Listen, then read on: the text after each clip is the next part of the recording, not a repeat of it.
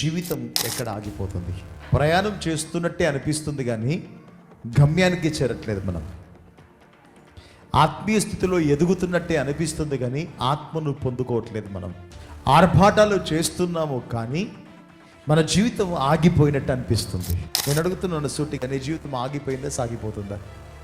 జీవితం ఎక్కడ ఆగిపోయిందని ఒకవేళ నేను ప్రశ్న వేస్తే నీ దగ్గర సరైన సమాధానం ఉంటే 2026 నీకు ఆశీర్వాదకరంగా మారిపోతుంది. ఏప్రిల్ రాసిన పత్రిక 11వ అధ్యాయము 6వ వచనం.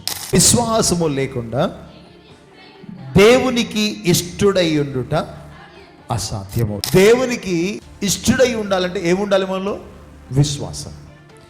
విశ్వాసం ఎప్పుడైతే తగ్గిపోతుందో అక్కడ నీ జీవితం ఆగిపోతుంది. నీలో దేవుని మీద విశ్వాసం అనేది తగ్గిపోయినప్పుడు నువ్వు అక్కడే వెంటనే బ్రేక్ పడుతుంది.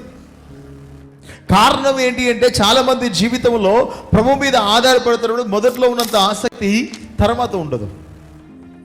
మీకు అర్థం కావడం చెప్పాలంటే, మందిరానికి మొదటగా వచ్చినప్పుడు ఎంత ఆసక్తితో వస్తారంటే, ప్రభా ఈ మందిరంలో నా జీవితంలో ఏదో ఒక కార్యం జరిగించు, ఏదో ఒక అద్భుతం చేయమని చెప్పేసి చాలా ఆసక్తి చూపిస్తారు.